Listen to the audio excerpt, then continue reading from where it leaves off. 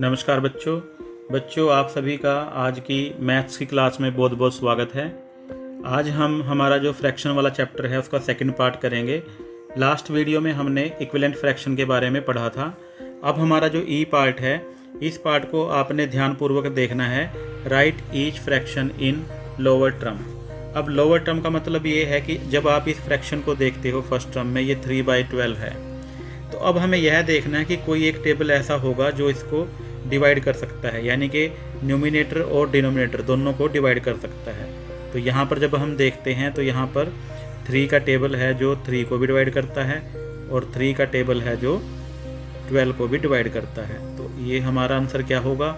जब 3 को 3 से डिवाइड करेंगे तो क्या आएगा? 1 आएगा, है ना बच्चों। और जब 12 को 3 से डिवाइड करेंगे तो क्या आएगा? यहाँ 4 आएगा। तो ये 1/4 क्या है? ये लोअर टर्म है। अब लोअर टर्म क्यों है? क्योंकि ये इससे छोटी है, और दूसरी बात है इसमें कटिंग आगे नहीं हो सकती। अब सेकंड सम देखते हैं। ये 8/40 है।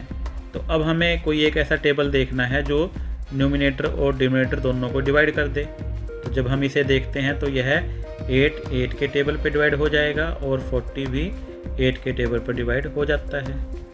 तो जब 8 को 8 से डिवाइड करेंगे यहाँ पर 1 आएगा, और जब 8 को 40 को 8 से डिवाइड करेंगे तो यहाँ पर क्या आएगा? 5 आएगा। तो ये 1/5 आपका आंसर आ जाएगा। अब बच्चों आप समझ रहे होंगे कि हम इसको लोअर टर्म में कैसे कन्वर्ट कर रहे हैं। अब हम सम नंबर 3 करते हैं। अब हमें ऐसा टेबल देखना है जो 15 को डिवाइड कर दे और वही टेबल नीचे 25 को भी डिवाइड कर दे। जो 15 है ये 3 और 5 के टेबल पर जा सकता है, परंतु जो 25 है वो 3 के टेबल पर नहीं जाएगा। तो हम 3 का टेबल नहीं लेंगे, तो हम इसको 5 के टेबल से डिवाइड करेंगे। क्यों करेंगे? क्योंकि 5 का टेबल दोनों को डिवाइड कर देता है। अब 5 3 जा 15 और 5 5 जा 15, ये डिवाइड हो चुका है। तो इस प्रकार इसको हम सोल्व कर सकते हैं। आगे बच्चों आप इस सम को कर सकते हो। अब आपने इसमें देखना है तो यह 7 के टेबल पर जाएगा। 7 2 जा 14, 7 3 जा। इस प्रकार आप इसको सोल्व कर सकते हो। नीचे भी आपके सम्स जो है इसी प्रकार के हैं। 11/22 है तो ये 11 के टेबल पर चला जाएगा, और 22 भी 11 के टेबल पर जाता है। तो 11 बन जाए 11 और ये 2 आ गया। तो 1/2 का आ गया, लोअर टर्म आ गई। जैसे हम ये कहेंगे कि हमारा फ्रैक्शन आ गया, इक्विवेलेंट फ्रैक्शन है उसका लोअर टर्म में। इसी प्रकार नेक्स्ट है, ये 12 के टेबल पर चला जाएगा। 12 दोनों को कैंसिल करता है, डिवाइड करता है। 12 1 जा 12 और 12 2 जा 24। तो इस प्रकार हम इन सम्स को कर सकते हैं। अब बच्चों यहाँ देखते हैं कि ऐसा कौन सा टेबल है जो 9 इसको 18 और 81 को डिवाइड कर सकता है। तो यह 9 का टेबल है। 9 के टेबल पर यह भी जाएगा और ये भी जाएगा। तो 9 2 जा 18 और 9 9 जा 81। अब आगे किसी टेबल पर नहीं जाते ये।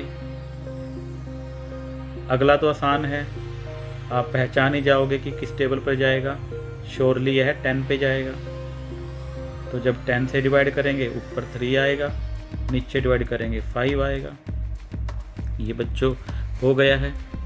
एफ पार्ट बड़ा अच्छा है, इसको आपने ध्यान से देखना। हमारे पास जो फ्रैक्शन है वो 3/5 है। फ्रैक्शन तो हमें 3/5 दे दिया है।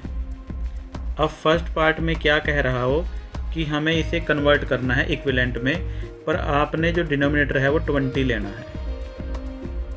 अब जब आपने डिनोमिनेटर 20 लिया तो आप सोचो कि आपने 5 का 20 कैसे बनाया। आपने 5 का 20 कैसे बनाया? जब 5 को 4 से मल्टीप्लाई किया, है ना। तो इसी प्रकार हम ऊपर भी 3 को भी 4 से मल्टीप्लाई कर देंगे। तो इसको करेंगे 3 4 जा 12, तो ये इसका इक्विवेलेंट फ्रैक्शन आ जाएगा। ये हमारा फर्स्ट पार्ट था।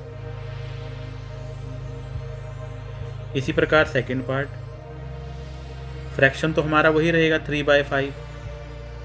अब 3/5 में हमें जो न्यूमिनेटर है वो 9 करना है। अब न्यूमरेटर यहाँ पर कितना है 9।